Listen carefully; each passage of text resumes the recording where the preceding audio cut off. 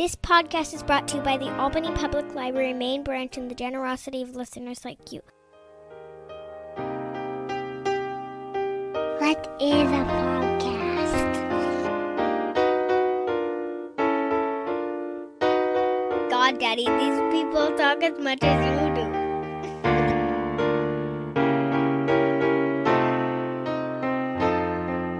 Razib Khan's Unsupervised Learning.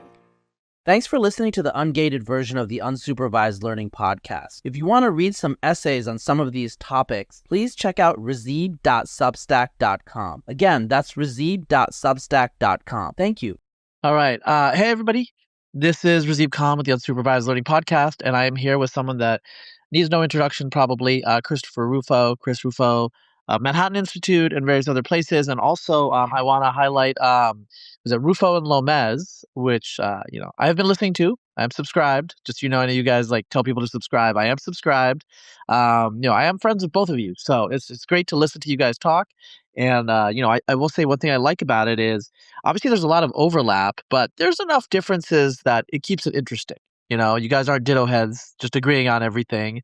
And you have different perspectives on things, and so it's entertaining and informative. I would recommend everyone check it out. And people see you on social media, Chris, and I think they do get a certain impression of you, which is fine. But like you could kind of get more of a sense of how you are interpersonally in that sort of podcasting environment, and I think people should check that out because my interactions with you, you are a gentleman. You're very gracious, and actually, you're kind of a lib, which a lot of people will be surprised. But I think you know what I'm saying, right?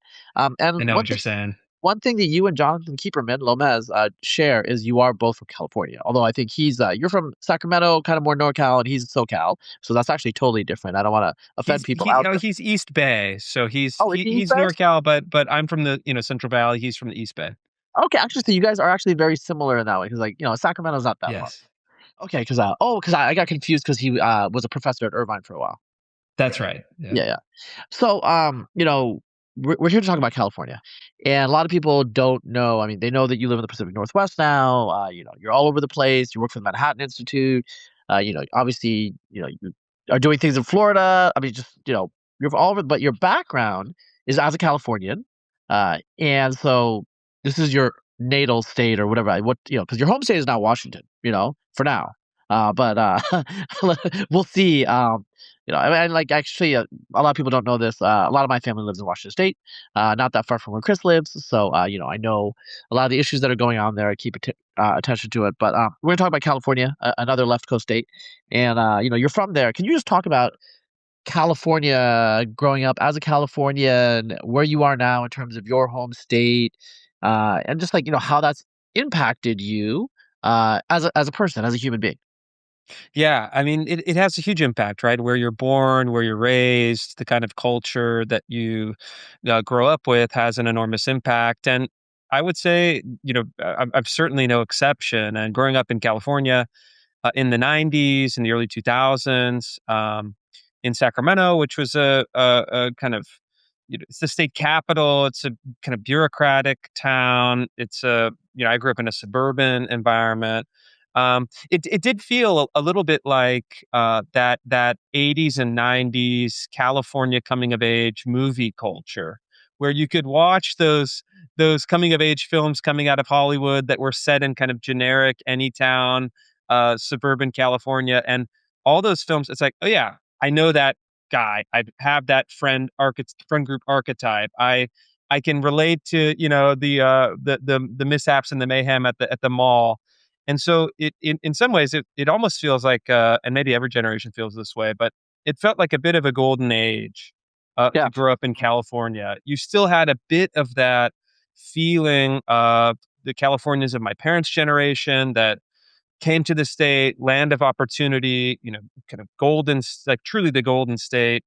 They had settled, we all grew up, and then I had lived in California as an adult after graduated from college, living abroad for a number of years. And then when it came down to, kind of settling down, having a family, as luck would have it, a kind of chain of unpredictable events, I settled up here in Washington State.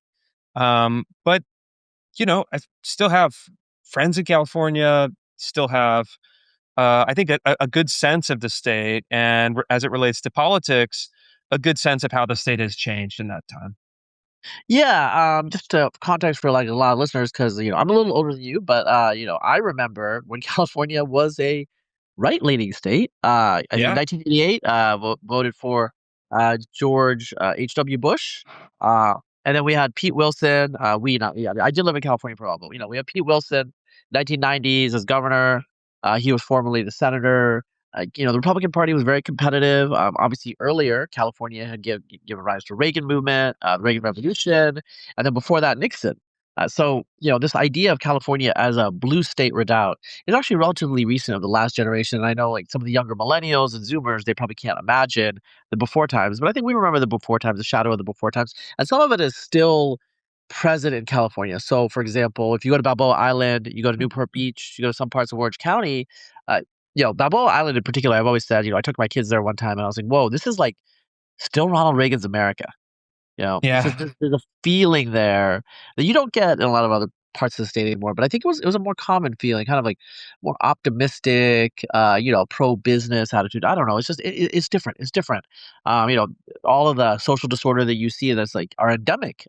We'll talk about that to the state right now. Yeah, no, Urban we areas without should, that. but I Yeah. think it's worth dwelling on that history that you bring up. And yeah, I remember my parents were both not necessarily politically active, but politically aware. They're both attorneys. They know about politics. They followed politics. They had friends, because we lived in Sacramento, at the edges of politics. And I remember the governor's mansion. Is actually not in downtown Sacramento near the state capitol. It was at one time, but by the kind of Reagan era and onward, it was in a suburban Sacramento neighborhood, not too far from where I grew up. And so, I remember as a kid, my parents would say, "Oh, let's drive and go look at the governor's mansion," and you'd see, the security detail out front, and some kids in my neighborhood figured out the garage door code of the governor's mansion. And so they would drive by and open the garage door with the, lift master opener, and the security guys would pour out and, kind of shake their fists at them. And the governor was at that time was Pete Wilson, a Republican.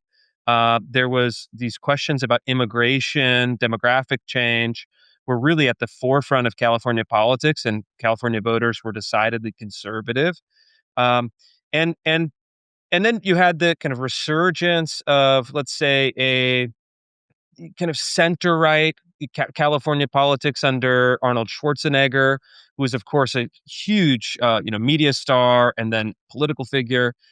And then it's kind of remarkable. You're looking in the post Schwarzenegger years. It's not that many years. It's a few decades, certainly within our living memories. And the political kind of situation in California has completely transformed. It's gone from a right-leaning state to a contested state to really a one-party left-wing state. So yes, if you're a Zoomer and you're growing up, you kind of know only that little tail end of California's history. But those of us who are, California natives of a certain age can see the trajectory. And if you look back, it really is somewhat shocking how fast it's changed. Yeah. Yeah, you're right. Schwarzenegger, and I neglected to mention that, moderate Republican, which, there's anything wrong with that. Better than what we have now in California, to be honest. He was around, this was 15 years ago. This wasn't that long ago. So it's like less than a generation, and we'll talk about the state has like taken a turn since he left, actually. He kept a lot of things under check, actually. He was the outcome of recall process for Gray Davis. There's a lot of mismanagement with, frankly, Enron and the electrical grid. And so, that's history at this point. Um, I guess like one thing I want to mention here though is in terms of California and its specific political culture over the last 15 years, there has been a dominance not just of the Democratic Party, but a particular San Francisco machine. Right? It's not just because obviously Southern California has more Democrats are in Southern California just because Southern California is more populous. Right? But San Francisco, the Bay Area, has punched way above its weight recently, and we are kind of possibly seeing the end of a almost a generation of dominance of this Bay Area political machine, right? And can you just touch on that really quickly, what you know about it, your perception of it, before we move on to brass tacks of like the project that you're doing with Manhattan Institute, City Journal, kind of, muckraking in California, like exposing malfeasance. Yeah, no, that's it's a really interesting question, and you're right that it's something that is changing. So, of course, the most powerful and famous Democrats in California of the last multiple generations are Northern California, originated in Northern California. So you have Willie Brown, who was the master of the state legislature. His power base was in Northern California, particularly the Bay Area. And then all the famous figures from recent times, whether it's Nancy Pelosi or Kamala Harris or Gavin Newsom, they were all created in that San Francisco political machine. But and that's kind of how I always grew up thinking about it. But in recent years, it really has shifted, and the center of gravity has shifted downward to Southern California. And so as I've been, kind of reconnecting in the California political scene and trying to understand a bit better of how the system works, over and over and over, there's that top layer of marquee politicians that are still Bay Area products, but the machine itself is really focused in Los Angeles County. That's where the votes are. That's where the organizations are. That's where the money is flowing. Um, and and it's kind of convenient for Democrats and liberals because Southern California at Los Angeles County is not explicitly ideological in the same way that the Bay Area is. Yeah. So in the Bay Area, you have Berkeley, you have San Francisco, you have the kind of identity group politics, the LGBTQ plus scene. All these groups are heavily ideological, and the political business is really what keeps the wheels running up there. Whereas in LA, it's spread out. Hollywood is the big business. That's what people really care about. That's what draws their eyeballs and attention. And so political leaders have figured out we can just run that middle layer of government, nonprofits, media, philanthropy, passing through this huge amount of cash. And in LA, nobody's even thinking about it. It's just kind of completely under the radar. And so political people are wisening up. They're like, yeah, we can move enormous amounts of money and power through that middle layer in Southern California with very few disturbances. And Northern California political leaders, which are still punching above their weight, let's say ideologically, and at that very top layer of kind of California Democratic aristocracy, there's a new mediation within that machine that is something different than what it was even 10, 15 years ago. Yeah, it's interesting you say that. Before we go into the details, because you have a bunch of articles that are in the City Journal website right now. You're just cracking them out. There's a lot to uncover. So right now, in San Francisco, you have kind of a shift. It looks like a little bit back to the center after I don't know, like half a decade of craziness, more than half a decade, depending on how you define 10 it. years. Yeah. Yeah, but in LA, now the favorite is, I don't like to use the word communist, like without, unless it really means something, but like pretty much like, a socialist, like pretty much a democratic Euro communist type, whatever. Aditya Rahman is the odds-on favorite now to become mayor. That's a radical shift to the left. And then Spencer Pratt of reality TV fame, who's like stepping in, and it looks like Karen Bass is gonna get pushed out. I don't know. And Karen Bass herself, um, Is a well, communist. I mean, it is a yeah, she has been. longstanding. Yeah. Yeah. The Cuba Yeah. stuff, right? Talk about the Cuba stuff real Yes. quick. Yeah. Yeah, Karen Bass and a lot of figures from that era, especially in the Black nationalist California scene, had built these bridges with communist parties around the world. Angela Davis very famously had a kind of productive working relationship with the Soviet Union, where she traveled and was celebrated by Soviet officials after she was kind of unjustifiably acquitted for providing the weapon in a Yeah. kind of prison break murder scheme. Uh, but Cuba was one of these organizations. It's a group called the Venceremos Brigade. It was a Cuban front organization that organized in the United States and elsewhere to bring the kind of communist activists within the United States under the umbrella of Cuban intelligence and the Cuban Communist Party. And they would mobilize, they would protest. They had various members were affiliated with some terror plots, bombings, and other instances of political violence. And Karen Bass was the product of this constellation of organizations. She goes a bit more mainstream over the years, builds her power base in LA, gets elected mayor. And now she's at the most likely scenario. I would love Spencer Pratt. It's still very unlikely, but the most likely scenario is that she's going to be displaced by a Ivy educated kind of nouveau communist millennial, I believe. I think Rahman is maybe in her early 40s. And so it's this kind of shocking transformation in Los Angeles. And look, Los Angeles has had kind of political contestations. You can read about the mayor's races. Joan Didion covered it in the 80s and 90s. She covered Los Angeles politics, the mayor's races.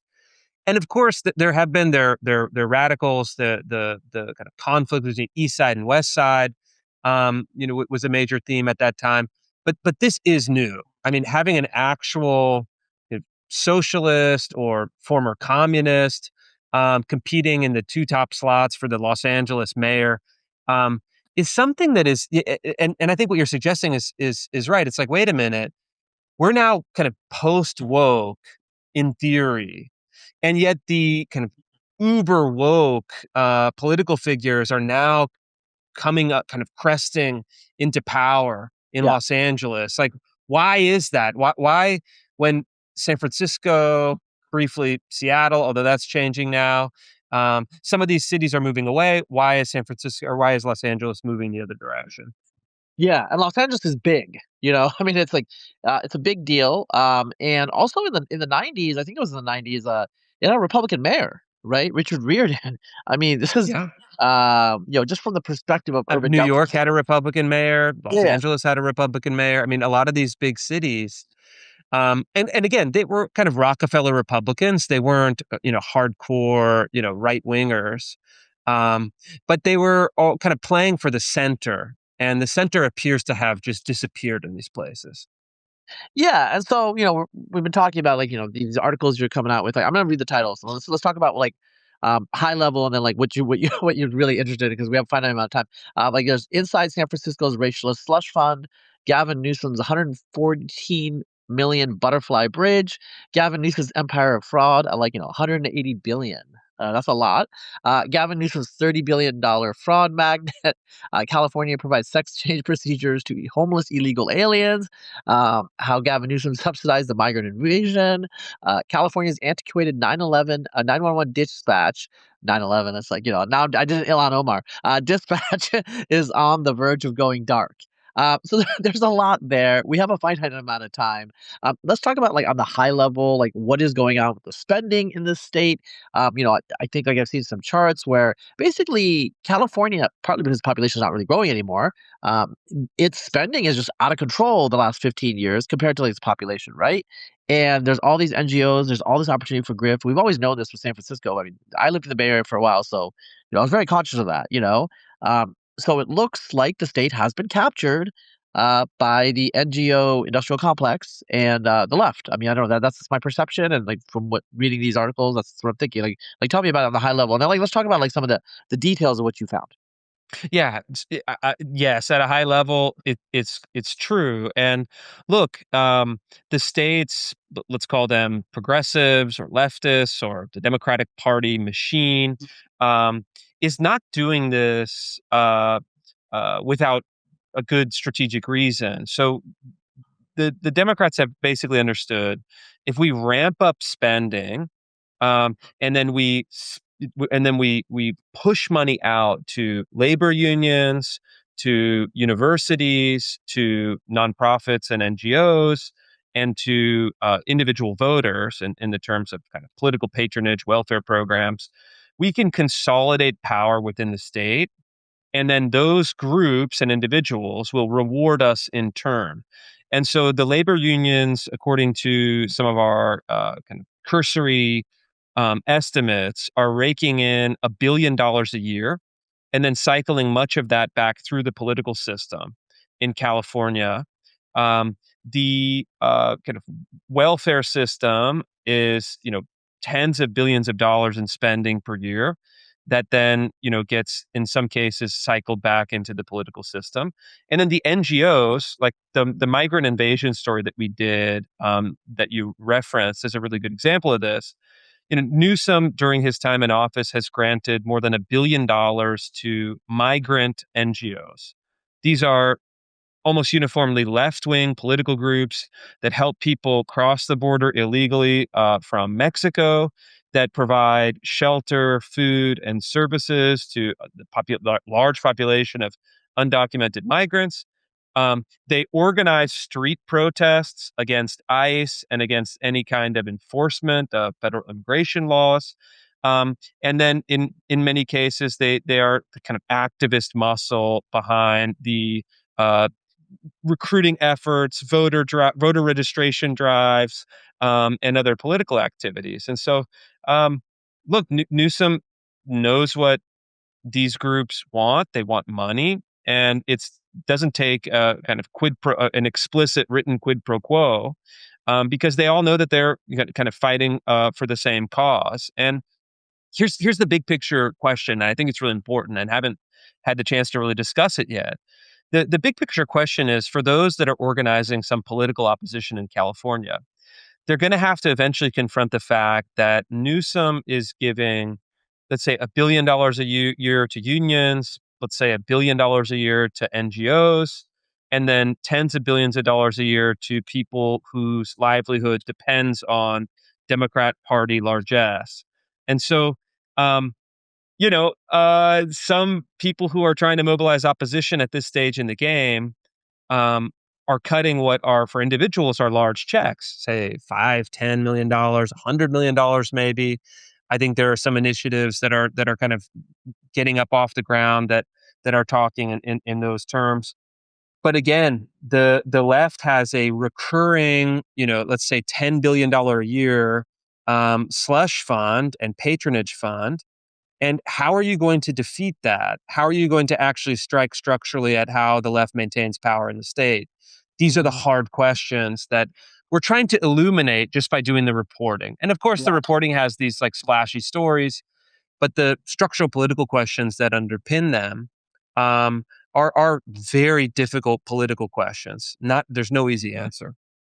Yeah, I think, is this like this kind of falls under the purview of public choice theory, right? Where, state institutions are captured, public institutions are captured by private actors, and then, oriented to their own ends. Like one thing I like to, tweet about is like, I always say good union jobs. Like that's a quote that I see from a lot of left-wing commentators. So it's a direct quote from the California high-speed rail boondoggle, which has spent, was it more than $100 billion or something? It's crazy.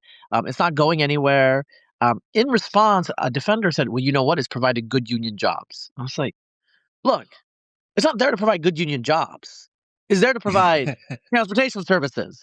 And so I think this is my frustration with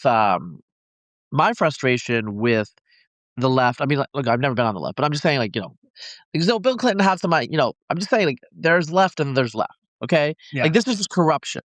So for example, I don't agree with the high marginal tax rates and the Nordic welfare system, but one reason those systems work is because there's really not that much corruption. They're just like taking money from one person and giving to another. Okay, that's really straightforward. There's not skimming. There's not corruption.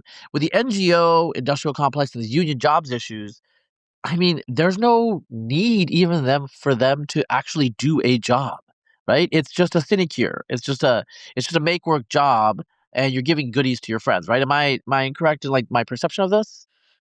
I think that's basically how it works. Yeah, these are unlimited employment, a massive handout to unions, and these contracts are renewed, extended, expanded in perpetuity because that circle of money that flows is more important than the actual ostensible purpose of the project, whether it's a high-speed rail system or a 911 system or another or healthcare spending. That's a huge one. Gavin Newsom has doubled Medi-Cal spending while the population has slightly declined during his term. So you go from about $100 billion a year to $200 billion a year. You're doubling spending with no improved health outcomes, no larger population, no real justification of any kind. But what does that get you? Well, you're shoveling money into the healthcare workers unions. You're shoveling money into the hospital systems that are huge kind of Democratic Party political funders. And then you're kind of claiming, oh, look, we're having job growth because we've, for example, dramatically expanded the number of in-home healthcare workers, up to 40% of whom are just committing fraud against the state. But it looks like a job. It looks like people are getting care. And what's like really remarkable, and this is another one of those deeper political questions, is, ultimately, and I look at this in my work, like, all right, what I can do, like the little part of the territory that I can control and influence, I can make sure that people know about this. So I didn't break the train story. Obviously, the train story has been kind of a long-standing story, long-breaking story. But let's take it because it's a very familiar symbol. The numbers have like doubled, quadrupled, 10x. They're now saying maybe it's not 100 billion, maybe it's 200 billion to build this train. It's been, 10 years plus. It's not going to get built. Everyone knows it, but they're shoveling money into the pipeline. Could get in theory built at some enormous cost. And then the numbers don't pencil out with ridership. All the logical questions that you'd ask, both on the engineering side and on the economic side. It's obvious that this is a boondoggle. The question is whether California voters really care. And that's the question that I'm hoping to, the first thing is like, well, do they know? They might not know. Well, they're starting to know about the train. They're starting to know about some of these other issues. And the ultimate question is, do they care? I think a lot of conservatives assume that they do. I'm not. Maybe the majority does. Maybe. But it's kind of odd. It just seems like California voters, there's some psychology that I'm trying to understand and don't quite get it yet. Just like, how can you see this and say, all right, I'm pulling the vote lever for the same team despite this, and in a sense, I don't really care if this money is wasted. That's the political and psychological question that I think I'm trying to solve, and I'm trying to at least first understand and then hopefully try to solve. Yeah, so just while you were talking, I said like look something up. It seems like California spends about 2.8 times per person per capita, from its state budget than Texas. So I don't know. Texas is obviously a low service state compared to California. Doesn't have all these bells and whistles in its government. But we're growing. People are actually moving here. So I don't actually know what all this money is supposed to do in terms of like, the public well-being of the public, because people in California. Now, a lot of this has nothing to do with the taxation. It has to do with property tax regime. There's all sorts of things. California's got a lot of problems. I mean, this is why this project that you're you're doing has like an embarrassment of riches of targets, right? The state, it's to me, it's like shocking that Gavin Newsom is running as a leading contender for the Democratic nomination when under him the state has become a bloated, sclerotic mess. I mean, that's just my perception. Well, it's surprising in one way, right? If politics is a logical system that follows the rules that you learned in history class, and voters are rational creatures that are looking for a competent manager of public institutions, you would look at California and say, Gavin Newsom's record is a disaster. The system that he's presided over is worse than when he entered, and therefore he shouldn't be rewarded with political opportunities at a larger scale. But it's just kind of clear, and becomes even more clear daily, that that's just not how it works. And one of my kids, and I won't don't want to use too many details. One of my kids is observing the race for class president, and I'm kind of like interested, right? Oh, tell me who's running. What are they promising? What are they doing to get votes in this school election? And I watched some of the like kind of TikTok style videos, and like none of them had any policy issues, promises, even any messaging, like any traditional like messaging. I'm going to give free pizza in the cafeteria. I'm going to make the principal kiss kiss a pig or whatever it is. Like even funny stuff. Like it was all atmospherics and memes and little dance routines and aesthetics. Um, and I said, are they giving speeches promising to do stuff? He's like, no, it's kind of just like a vibe-based Yeah. competition. And I realized like, oh, that's so funny because that's actually a technological phenomenon, not a generational phenomenon, because much of our politics also works that way. And certainly what Gavin Newsom is relying on is I am charismatic, handsome, articulate. I'll fight Trump. I'll do whatever it takes to maintain like kind of temporary political advantage. I'll flip flop as necessary, and I'm just like a purely political animal. And that's what Democratic voters want, and maybe that's what American voters want. And conservatives like dismiss him, I think, out of hand totally unreasonably. It's not clear that Gavin Newsom is wrong. It's quite possible that he's right, and that a Jeb Bush candidate with a 40-point plan that's running against him will just get eviscerated by this kind of charismatic and aesthetic appeal that Yeah. he's relying on. Yeah, this is not you're not here to bring the good feels right now, I got to say, Chris. It's like, I mean, obviously there's something rotten in Denmark and you're just like, are we going to be able to fix it? And you're not giving us you're not giving me just like a lot of positivity here. You're just like, okay, it's going to be hard, right? So that you're tackling a lot of uncertainty and a lot of corruption here, right? Like so the fraud issue. I'm actually kind of curious about this.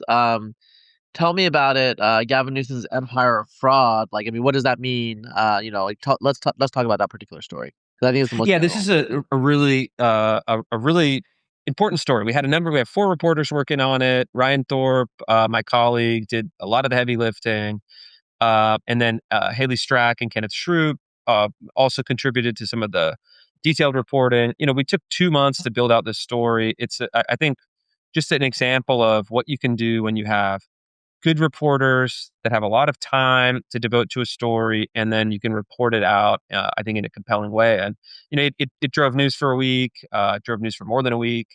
And I think really the goal of the piece was to say, let's look at the major buckets where we know there's fraud.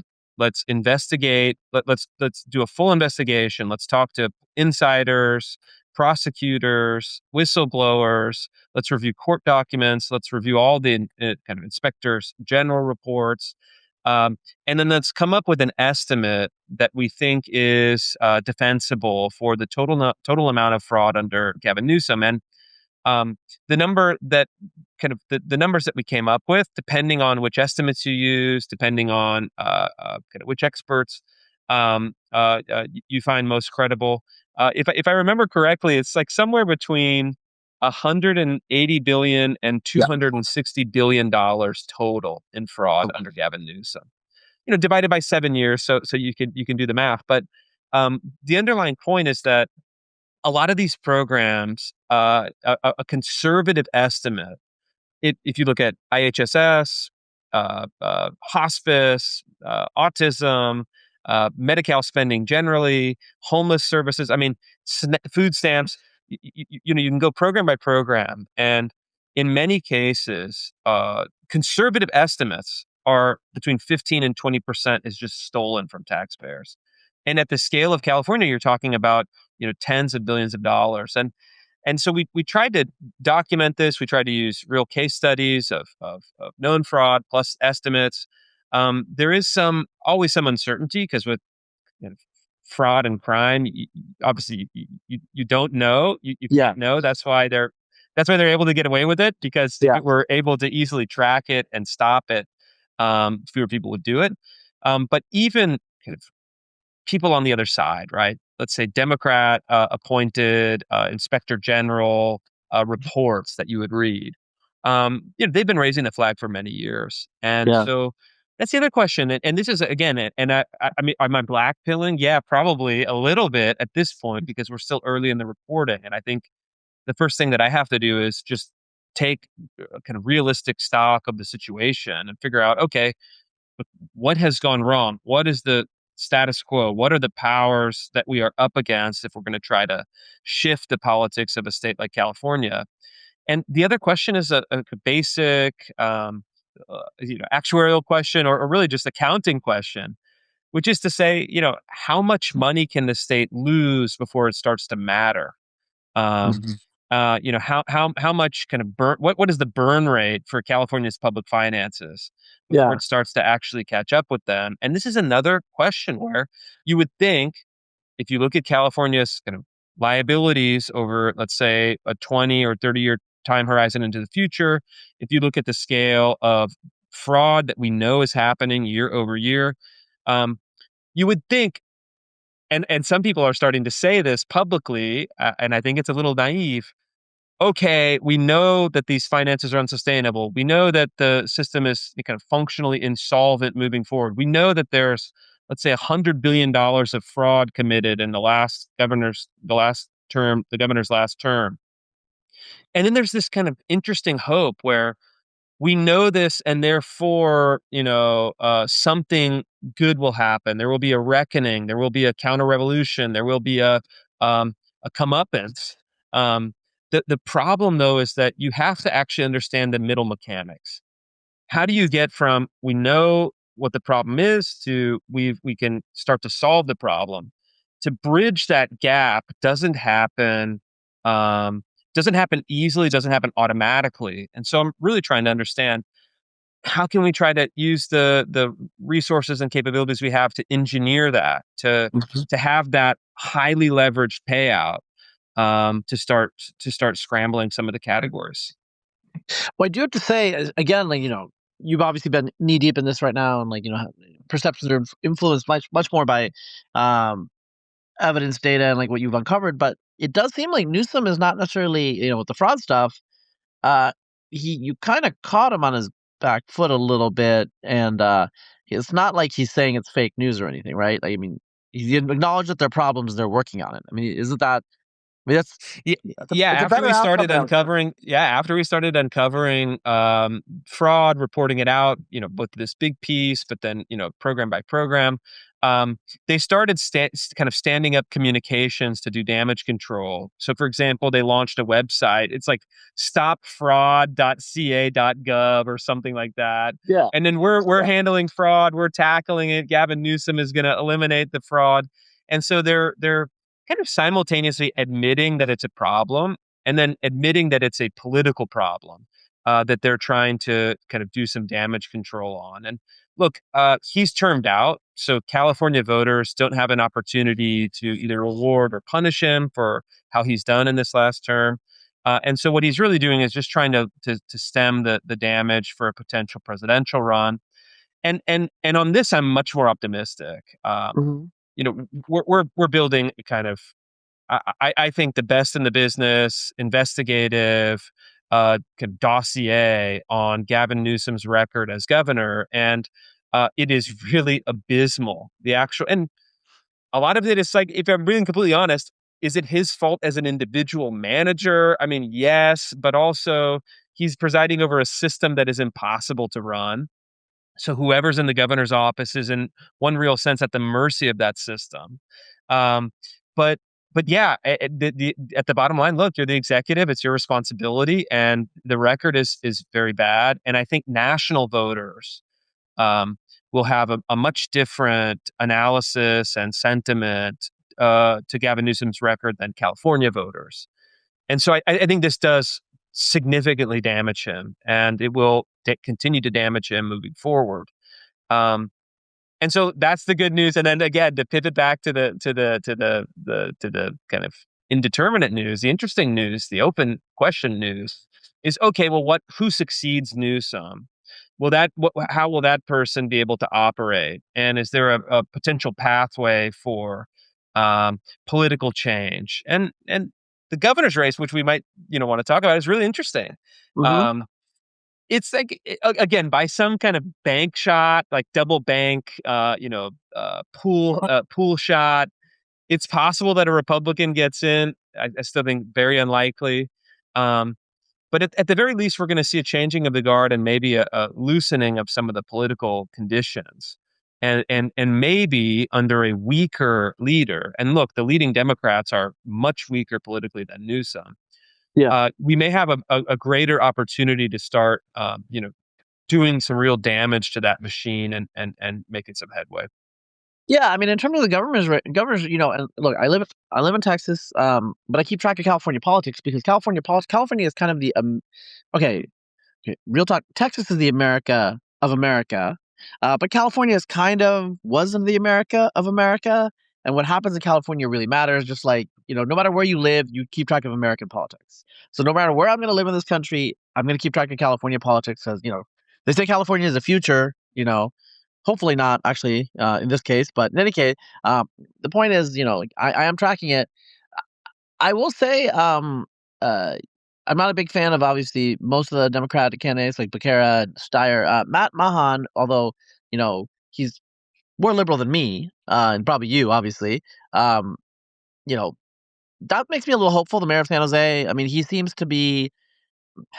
I guess what I'm saying is, to give the Democrats their due. I mean, there does seem to be periodic outbreaks of sanity, in my opinion, where they basically are just like, look, this is not sustainable. The corruption is not sustainable. The spending is not sustainable. The anti-development, the anti-growth insanity is not sustainable. And they are trying to actually change from within. I don't know if they're going to succeed. They probably aren't. Frankly, I'm just looking at the numbers. Looks like Becerra and Steyer are the two favorites right now. Hilton is far behind, and Mihan doesn't really have too much traction, right?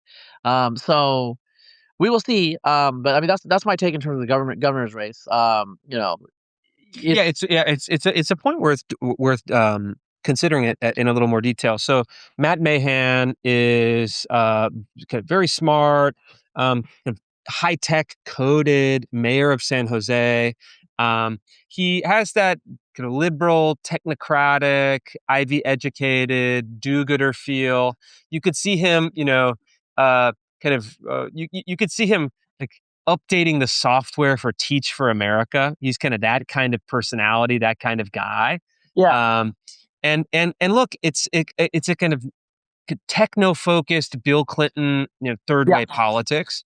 yeah, Great, like given the alternatives, yes, please. I think I can get on board with this. Um, and he seems like a genuinely uh, personable, humble, thoughtful man. Uh, and what I hear about him from people who are kind of in the ring in his corner, or who've gotten to know him since he started, at least for San Jose mayor, but then now for governor, um, is that he would really kind of thoughtfully go after some of these deeper issues, and he has a kind of let's say a intellectually viable politics, but maybe not a politically viable politics. And hmm so he's struggled to gain traction. He's had some success fundraising, um, but I think what he's ultimately going to come up against is that he doesn't have the support of the Democratic political machine. He doesn't have the unions.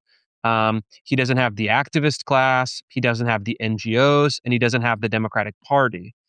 And yeah, so, can a Democrat win in California without a kind of power base in any of those four pillars of the California political machine? My suspicion, not my hope, but my suspicion is that the answer is no. And the existing polling data for the campaign, barring any kind of significant shift, which is of course possible, indicates that it's going to be very hard for him to actually beat that institutional machine. yeah, And then let's just say, for sake of argument, that he was able to do so. Um, then he actually has a much more difficult problem. And that problem is, okay, you're in the governor's mansion. You're a technocratic, centrist liberal with sensible ideas about unions, public finances, state debt, ideological excess, NGO kind of graft. Okay, so now you're challenging all of the main. Now you Yeah. have to challenge the main pillars, and The so term is stakeholders. That's what they would say. Right. the stakeholders, yeah, oligarchs, cronies, apparatchiks, nomenklatura. There's the Soviets had much more elegant Yeah. euphemisms than we did, but the main point is like, okay, and then even if you get in, what can you do? How do you go up against legislators? How do you go up against Democrats and unions? And um, again, these are really hard questions. And the reason why I'm excited about doing this work, especially in this early phase where I'm just trying to figure out, hey, how does this machine work? Is that these are really hard questions. And actually, the hard questions are really interesting. They're really exciting to work on. And if you can crack a hard question and start to crack open political opportunities in a very kind of disadvantageous environment, it's a good test of your mettle, a test of your skill, Hmm. um, and a test of like what's actually possible in American politics in California first, but then on the national stage. Because look, as you suggested, um, you're seeing a Californication of the Democratic Party nationally, right? The kind of politics that Yeah. is the status quo politics in California is projected nationally into the future. That's what's going to happen. And so I think it's a particular interest. Okay, well let's go see what we can do within that originating political culture before we have to tackle the kind of nationalized replica of that political culture later down the line. Yeah, I mean, just give you, give you props for this, like in terms of you're going for a big target, and whether you're going to affect change or not. I mean, this is really important, and you're choosing to do the hard thing sooner than later, right? Because what happens in California will spread. California, these like big blue states, does spread elsewhere. And here in Texas, we have a lot of people from California, and many of us fled, but some of us are trying to bring the California way, let's just say. And we do have, right, I don't think it's going to last. We do have a competitive Senate race with Talarico, the Democrat. Is it competitive? Yeah. Yeah, Kalshi just put it up. The prediction markets put him up at, I think like 40 some percent probability of winning. That's a lot. I still think that's just because he had all of his. Honestly, I think when his views are exposed, I think a lot of Republicans will come home. And right Yeah. now, Ken Paxton, Attorney General versus Cornyn, sitting senator, I think there's a lot of Republicans that are on one side or the other, and so they're not necessarily giving their support to the generic Republican. I guess I think that's what's going on. In any case, all I'm saying is, So you would take a position. You would take a position on Kalshi against Talarico. You'd feel pretty good about I that. would. I think basically like the Republican on Republican sniping right now is inflating him. They're not paying as much Yeah. attention because it's Paxton versus Cornyn, the establishment versus the upstart. And then How's that going, by the way? Who's kind of up on that? it's close. It depends on who Trump endorsed kind of, I think. But the issue is Paxton arguably has, I mean, I don't want to get into all the details because I don't care too much about the peccadillos, but there's a lot of peccadillos. Like he had kind of a messy divorce, and his wife was also a politician, and there's allegations of corruption and stuff like that. So a lot of people, and I have friends here, who are in Republican politics, and they're supporting Cornyn not because they like him that much, but they're actually terrified that if Paxton runs in the general against Talarico, that Talarico will actually win. Yeah. Which that's an own goal for Texas to lose a Senate seat. And so that's that. I mean, I'm sure like some people in the comments will say like, "Oh, Paxton's great." It's fine. You might agree with what he's doing, but the reality is that probably, yeah, I think you're gonna give up some points if you nominate Paxton. And there's a lot of people in the last like decade who moved to California. Now, purple to blue Texas is it has been something that has always been 5 years in the future, Yeah. and obviously, like put my cards on the table. I think like listeners know, like, I want it to be 5 years in the future forever. you know, so yeah, I'm not totally blackpilling on that. But and like as we're talking about California here, I have to say, I'm not a zero sum thinker. I think what's good for California is also good for the country. I think it's good for America. I think there's great opportunity for synergy. But if you don't succeed, Chris, If California doesn't succeed in running its ship, we're here in Texas. We'll take you. I mean, the climate's not as good. We don't have real mountains, but like we have like pro growth policies, and we leave you alone. And I understand like social conservatism is not everyone's cup of tea, but do you want to live in a failed state, or do you want to live in a functional state? I guess is the proposition that I would offer you. So either way, I'm hopeful about the future, with California or without California. Obviously I would Yeah. prefer with. I would prefer with, the most populous state in the union, a massive economy, and obviously home to the AI boom, which I think is Yeah. actually kind of helping California, because it's an income tax based state. And my friends that work in places like Anthropic and OpenAI are really, really giving a lot of income tax to the state. California Franchise Board is, really, really benefiting from that.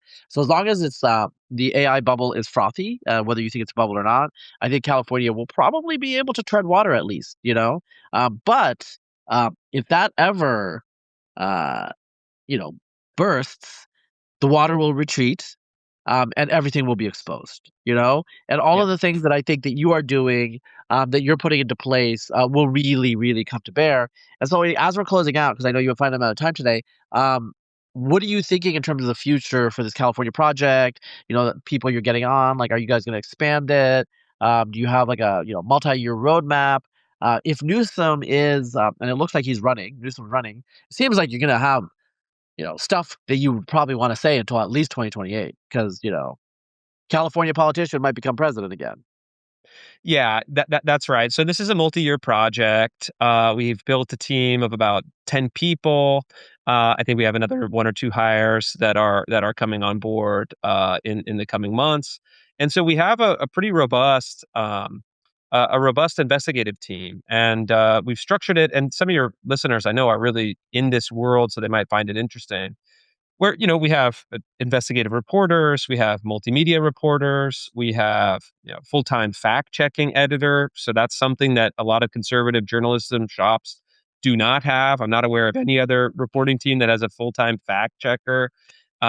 We have editorial staff. We have one of our kind of part-time resources just does FOIA, so helps us get public records from various agencies and government entities across the state of California. We have a presence in Northern California, and San Francisco, and Southern California, and Los Angeles.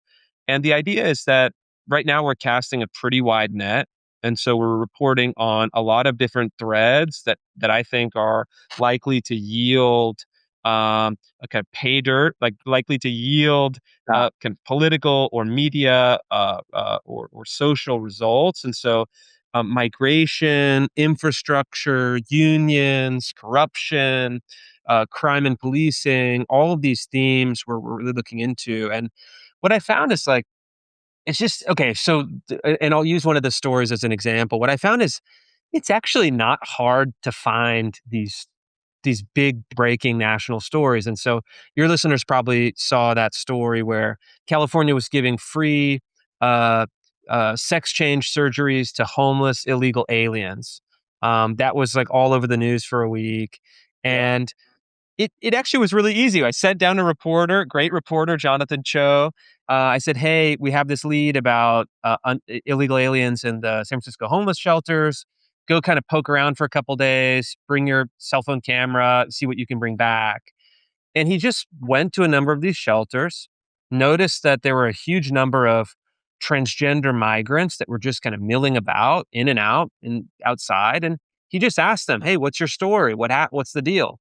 And they told him very explicitly, the employees at these places told him very explicitly, oh, yeah, we're here from Mexico and Honduras because we heard that correctly that if you come to California, you get over the border, you can get, free housing, free food, free first and last month's rent payments, and then free cross-sex hormones, free breast implants, free vaginoplasties.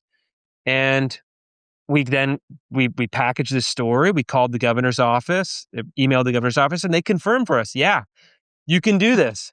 And so it's like, it's these stories that are, and kind of an amazing thing, and that nobody is really looking, nobody is asking the easy, kind of the simple questions. Nobody is going to verify, hey, what is actually happening in this state? And therefore, for me, it feels like a greenfield opportunity Yeah. where if we're going, we're poking around, we're asking questions, we're submitting FOIAs, like, we're finding these big breaking stories on a weekly that we're putting out on a weekly basis, maybe expanding that to more than once a week. But um, there's an enormous amount of and that's the thing, maybe the reason why you can sense my tone. It's like, Mhm.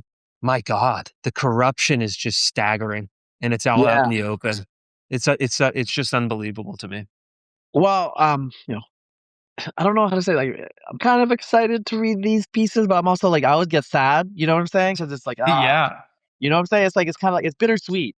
I'm excited that you're doing this, that someone is tackling it, and, hopefully this will lead to good things, but it's also just it's bitter to, like, see what the state has become and, like, the sclerosis. I wanna give a shout out, before I let you go, also, like, my friends in, Ben Landau Taylor and a couple of my other friends, Pablo Paniche, and SF10X, they are doing an exposé about, food stamp, I guess, or stamp or SNAP fraud in the city. yes, yeah, So San Francisco, in a way, if is California's California, in terms of which, like, you reported on some of the stuff. The city has a really high expenditure of public sector workers for its population. Basically, they are just milking tech. They are milking AI to give their friends goodies.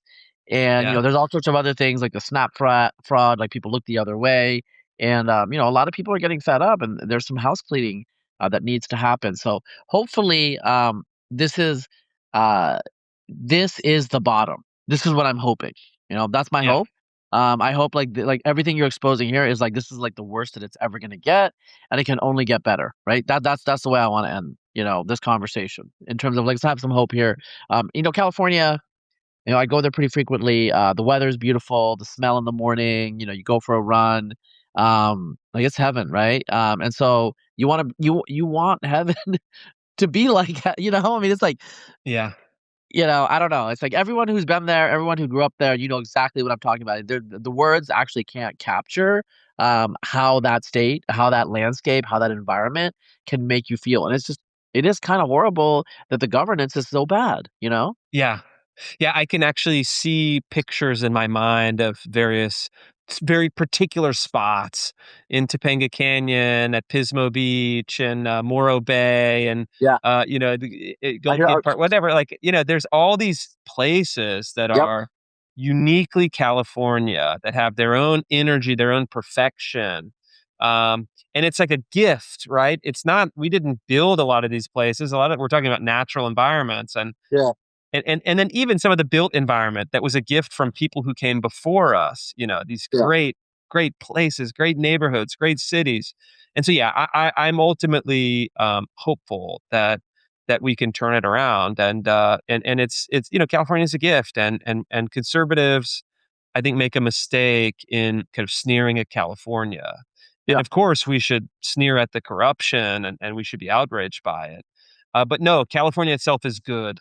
And I want the return of Richard Nixon in California, not in corporeal form. I'm not like a transhumanist, but I want like the return of the spirit of Richard Nixon to rule California once again. And so that's the hopeful image. Dick Nixon will be back. The governor of California will be a based Orange County Republican once again. Yeah. Well, with that, thank you for your time, Chris. Everyone can, find you on the City Journal website, obviously on social media. Yeah, and also like your book that we talked about. People should check that out on Amazon. It's a quick read. It's like separate issues in here, although it's kind of interrelated. You brought up Angela Davis. She loomed large. Yeah, So, I love your content, man. Love the work you're doing. likewise. And it's always a pleasure talking to you. Likewise, man. And let me know next time you're up in Washington. Oh, for sure. All right.